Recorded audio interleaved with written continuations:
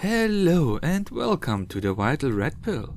Today we shall look at German politics. Disclaimer: the following video is for entertainment purposes only and should not be taken seriously by anybody. It contains a skewed and objectively false view of German politics. The intent of this video is to offer inspiration for scriptwriters of conspiratorial political stories and of course entertainment. Also, the script was written on the 9th of May 2021, shortly after Mrs. Baerbock was announced as the chancellor candidate. Also, all info here is off the top of my head. Unless real sources are listed, things might be off or misremembered. Now with that out of the way, let me begin with this very own conspiracy theory of mine. Meet Germany's next chancellor. To sum it up in one word, they are playing the Biden strategy with her. But there's no Trump in Germany, so they have to adapt. Let's see if they will manage. Merkel, or Angela Merkel, Germany's chancellor for the last 16 years. Yes, truly 16 years. A lady that managed to officially rule a country without any big scandal is not going to run for office again. She really said so. But who is going to fill this position now? In order to understand this, we have to look back a little. How did Merkel's system work? The simple answer is, Merkel is a master of internal politics. Whenever somebody rose in the ranks of politics and gained public appeal, something happened to that person. The first time this became very evident was with Mr. Gutenberg, a household name in Germany by now. He was a young, charismatic, rising politician with a good-looking wife. Also, his full name is... Oh my god. What the fuck? Okay. Karl Theodor Maria Nikolaus Johann Jakob Philipp Franz Josef Silvester Brühl Freiherr von und zu Gutenberg. Thanks, Wikipedia. The main point I wanted to make is that he is zu Gutenberg. This means he has a royal title, or at least a royal lineage. There was a study done which showed that people with this type of von or zu in their surname, like indicating royal lineage, always have higher approval ratings and have greater success in life based on this name only. So, he was a real contender.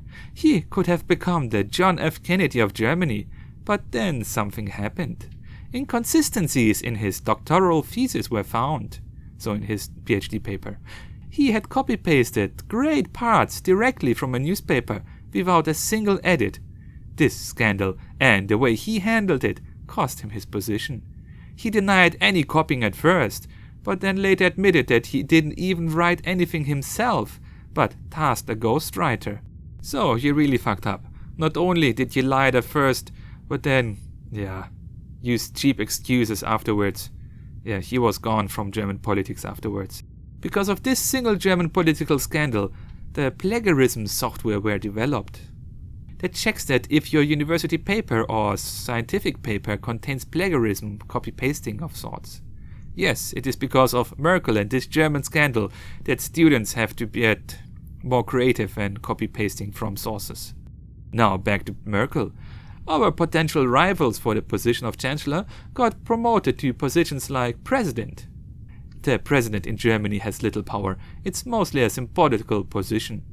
Long story short, all these years Merkel had no real competition, and she made sure it stayed that way. It felt like watching a chess game. Whenever a new face rose in politics, something would happen that would cause him to fall to obscurity. Not all fell, but most got the message and knew to keep their head low, as otherwise the queen would strike them down. Edit room vital here. Okay, I had to include this one here.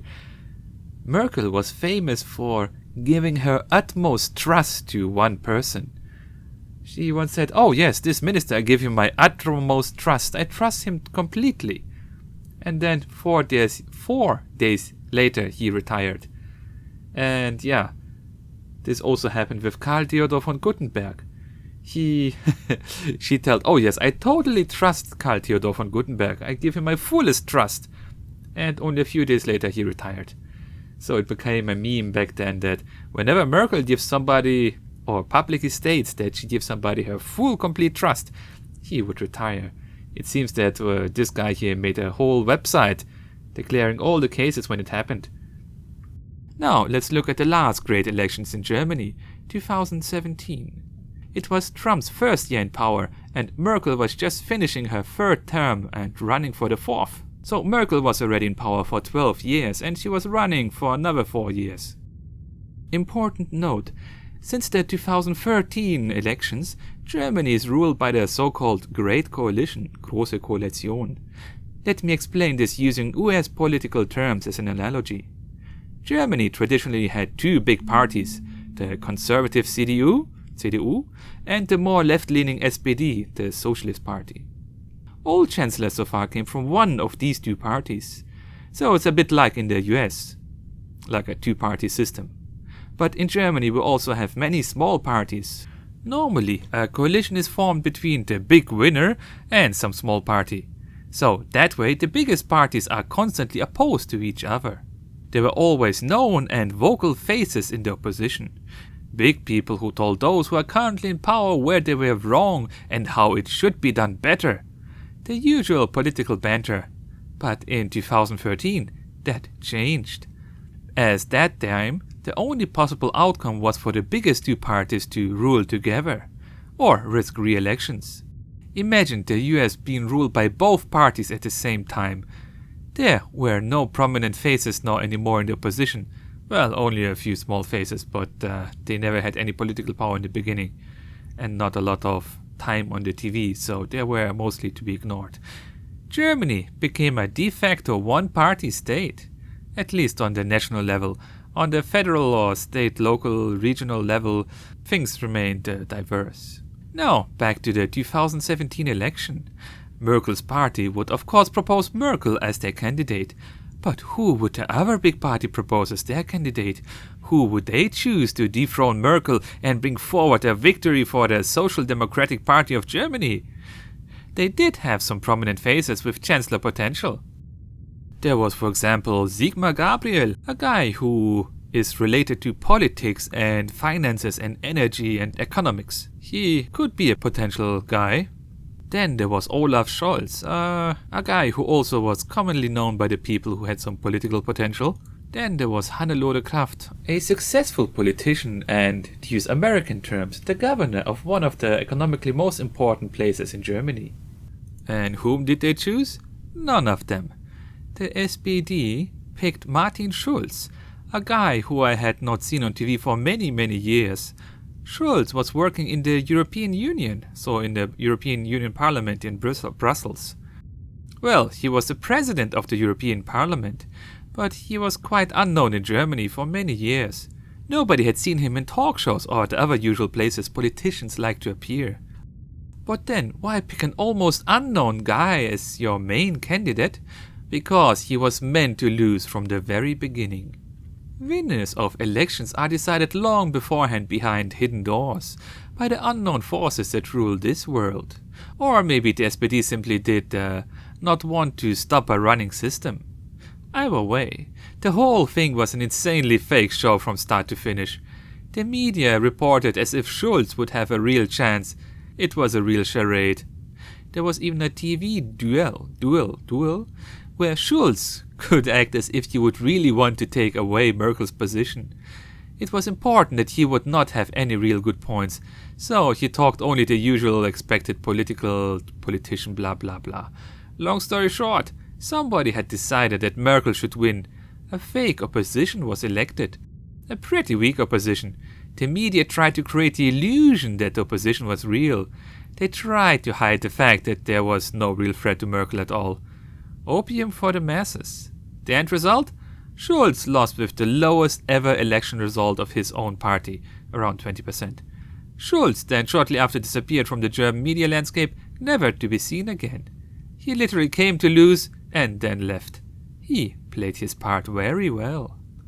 Now let's fast forward to 2019. Merkel was in the third year of her fourth term. It became more and more clear that she would not run again.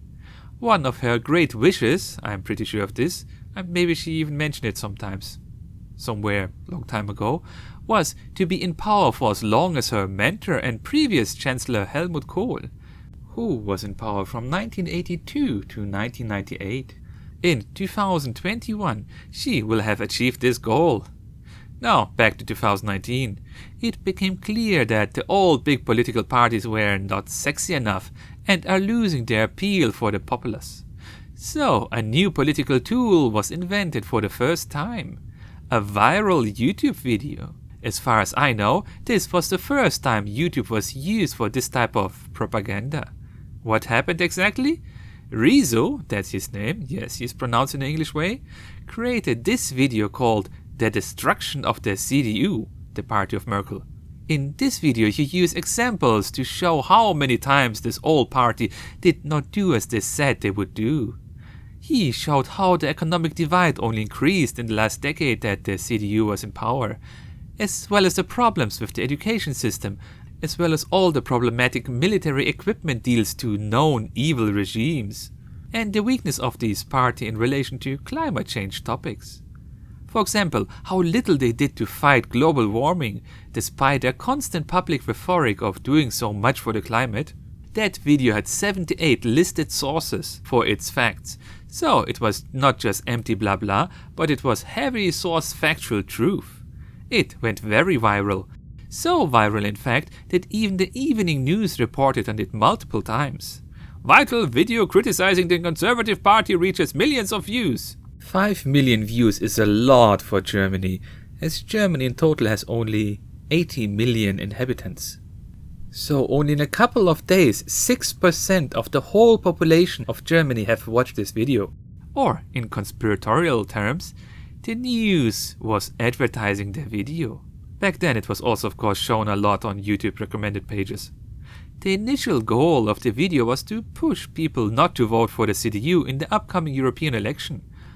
Normally the media pays little attention to the EU elections. It's reported on, but only on the mandatory level, and only on the few days where it matters. It's only reported on superficially, as it's so far away and it's not important for German daily political stuff.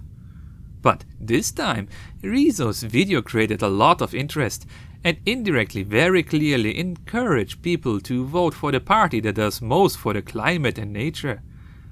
This, let's call it modern social media propaganda campaign, was a total success. The Green Party got double the votes compared to the last election, while the big two old parties, traditional parties, lost a lot of votes.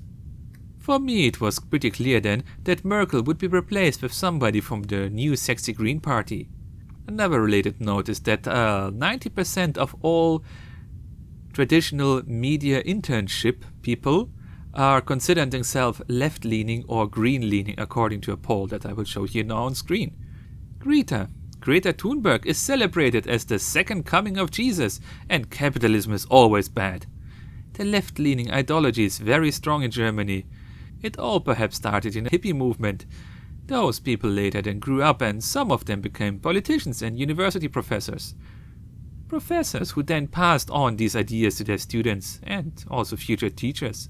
Today most teachers are left-leaning and green-leaning ideologically speaking. If you would state that you have voted for the right party alternative for Germany, AfD, you can lose your job. Why? Because the media presents that party as the literally Nazi party.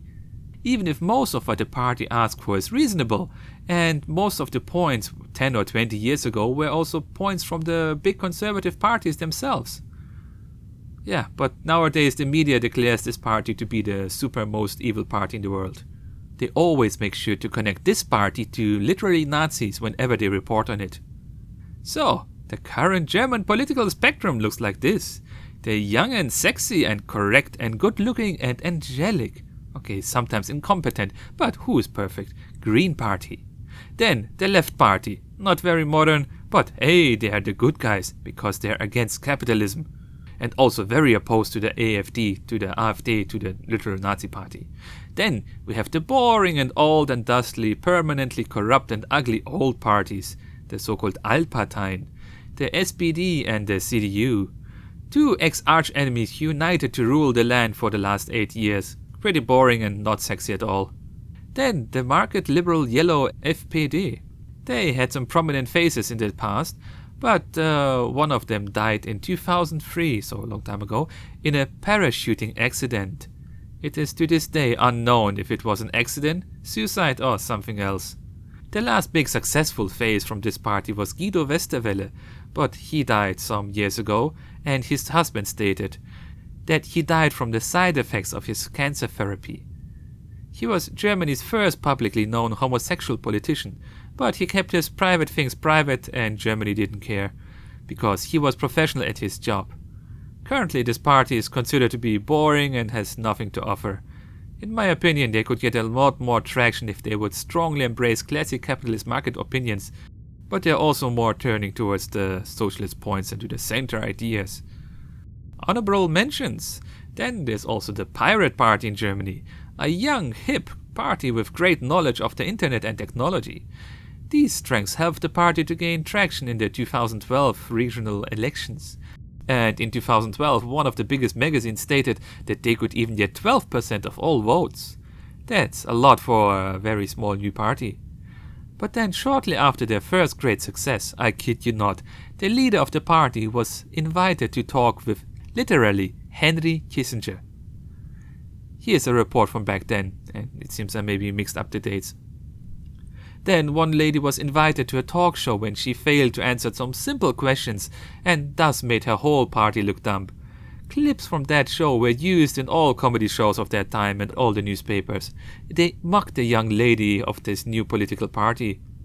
This was the beginning of the downfall of this party. Also, they had high ambitions of letting the voting be done online. But even their website back then had great technical problems, so the whole thing lost a lot of momentum quickly, even from those who ignored the TV debacle. Shortly after this, the Pirate Party was almost never mentioned again in the news. But seriously, they had problems with the online registration process. Keep in mind this was 12 years ago, in around 2008. There were no Amazon Web Services then. I guess they had to host their own servers, and the servers crashed as many members wanted to join, and some of them even had to wait months to get their username and password. In a way, the technical party failed on technical reasons. And then we have the literal joke party, a satire party. It's called Die Partei, or in English, the party. That party was founded by the German equivalent of the Onion. So, a German satire magazine created its own party. They copied many slogans from the ex-Eastern German DDR party. Things as the party is always right. Surprisingly, this party won a single seat in the European Parliament in the year 2014. Martin Sonneborn, back then the head of the satire magazine, since then is now working in the EU Parliament as a real politician and is releasing YouTube videos on how his work is there. And some of these videos are in English. The positive side, he often shows the absurdities of the whole EU Parliament. The political side, the whole party is mainly supported by young people, so sadly is relatively left-leaning. Then there's the very right-wing nationalist German party NPD. I will do a video of them in the future, but to sum it up in one word, it's a honeypot, as revealed and proven beyond doubt by the German Supreme Court. Long story short, the German government wanted to make this party legal because it was filled with Nazis and all the other bad things. But then the Supreme Court realized that, more than half of all top members of this party were on the payroll of the German Secret Service. So long story short, it's like, this party is... So technically speaking, this party is funded by the German government in order to recruit Nazis and make them look bad. And also to appear in times of need to distract the public from something. Also, we had a new party created last year by one of the main anti-corona law activists. He was a doctor who started making videos on the current topics with the intent of providing facts and reason when the whole corona debacle started. To prevent panic. During the course of the months, he realized that there's a lot of things not going right in politics. He wanted to act and did the logical thing of creating a new party, as every good citizen would do. The name was translated to English We 2020, Wir 2020. It started out well, but crashed quickly after about 2 months due to internal power struggle conflicts.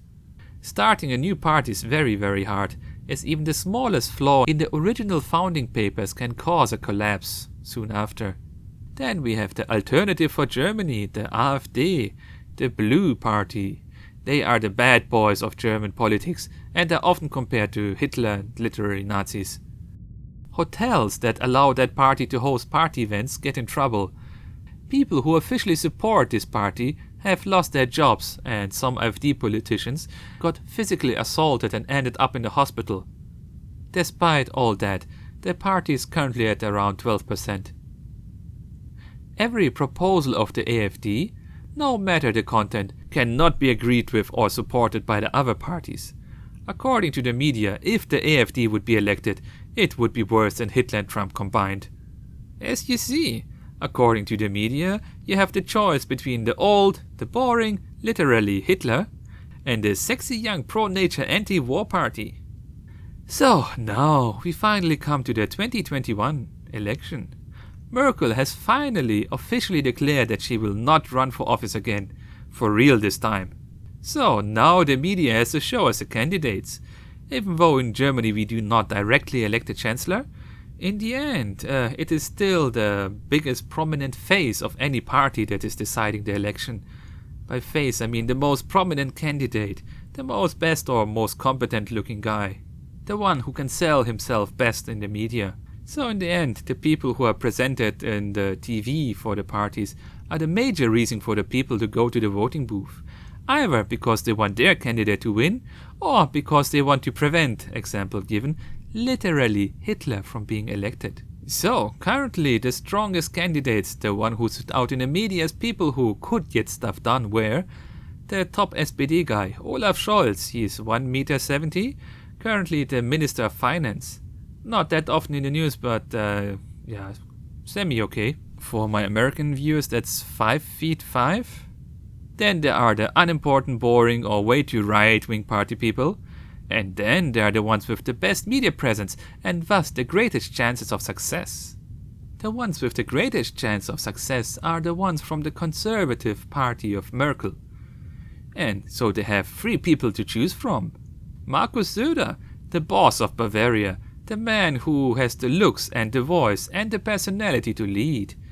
In the corona crisis, he often stood at the top and demanded hard measures. This video only focuses on the presentation of the people, not any facts at all. Also, Markus Söder is physically larger than Trump with 1.94 meters. This is like 6'3". So he's quite a chad. Even Putin fears him.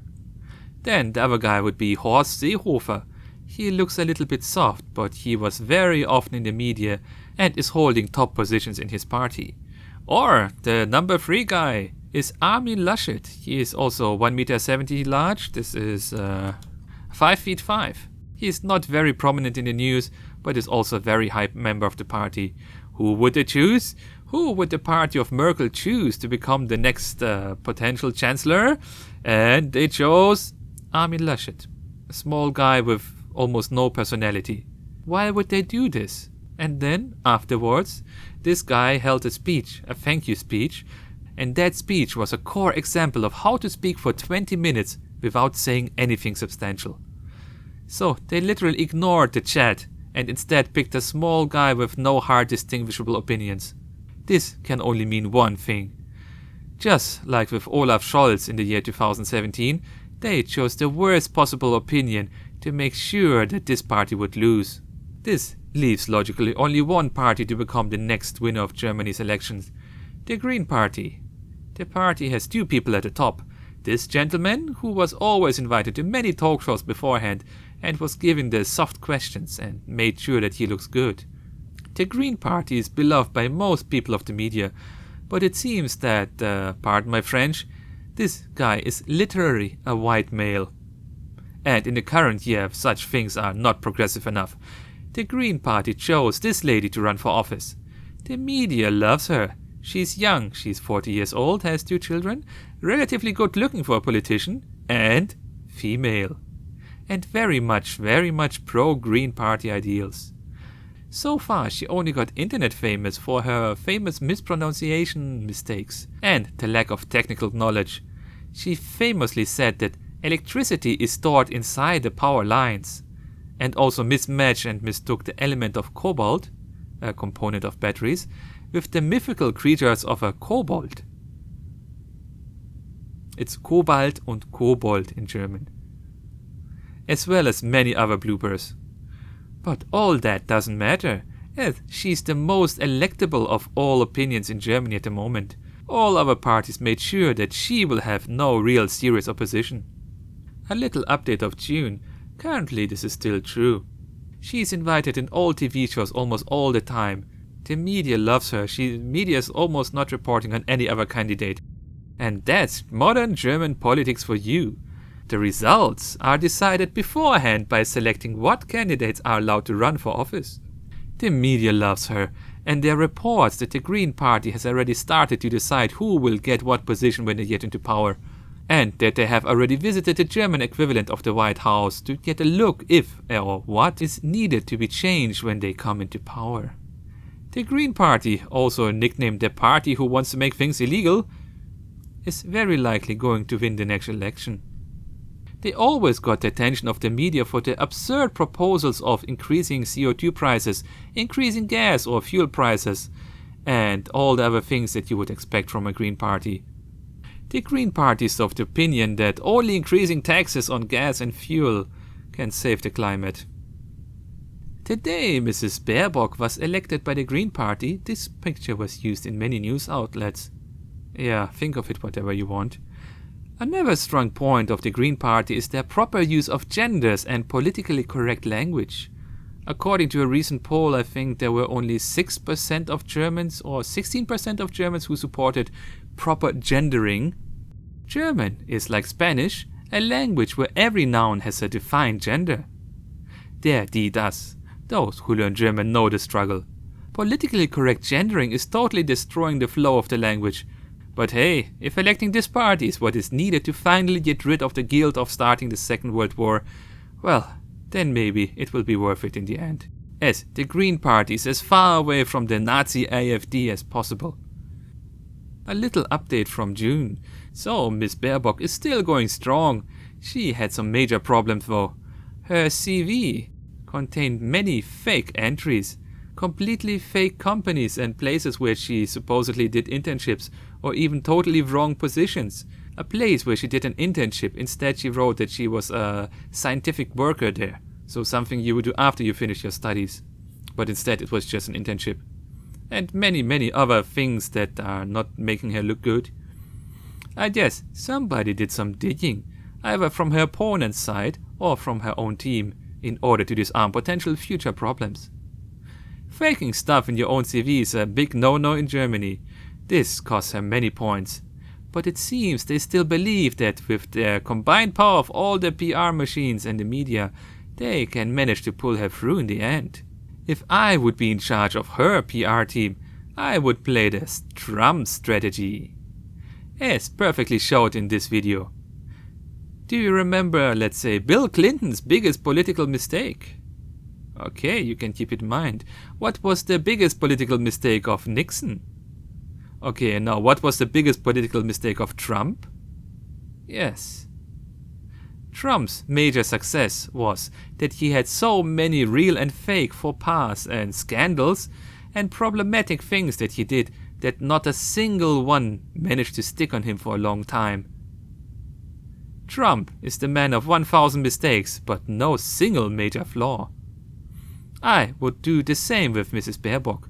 I would dug up or just simply invent minor mistakes and then let some fake opposition push these points, only so that these points could then be countered by her with ease. My goal would be that when the people ask, what is Mrs. Baerbock's biggest problem? That they could not point to a single unifying problem of her, but rather many small, trivial problems. There's so much people could learn from Trump. But more updates on the case of Baerbock in a few months.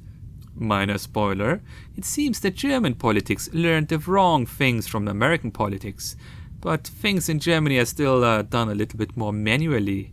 So unintended consequences, I would say, yeah, but this is a topic for the future video. Now, in the end, who will I vote for?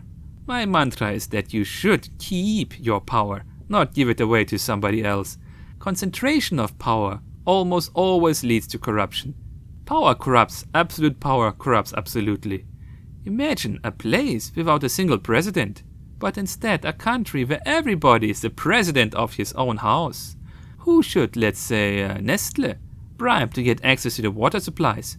Imagine having to bribe thousands of people in order to get something done that requires only one bribe in nowadays world. It would be highly inefficient and also not lucrative. The best path into this future is the one where more and more people take back their power on every level. Controlling a herd of sheep is easy. It only requires some dog and some fences. But it is impossible to control all animals in even 1 square mile of a forest. The birds simply fly away. The moles simply dig under the fence. The insects simply fly through the holes in the fence. There's no single lord of the forest to bribe. It is hard to control a truly diverse group compared to a very homogenized one. And that's why, as always, find your life's path and take action. Vital Red Pill out.